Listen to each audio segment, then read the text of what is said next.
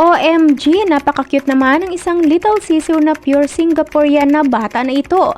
Talaga namang nakakatuwang masdan ng batang matyagang naghintay umano ng 4 na oras sa labas para lang makita ang kanyang bias na si Ken. Kita sa video kung gaano ito kasaya nang makita at mahawakan siya at makapagpa-picture sa kanyang idol. Pansin naman sa video na tila bigla at sulit na sulit ang kanyang paghihintay ng matagal sa labas dahil tuwang-tuwa naman ang kanyang bias na si Ken nang makita rin siya nito. Kaya naman hindi na niya pinalagpas ang pagkakataon at nagpakuha na ito ng picture kasama ang kanyang idol.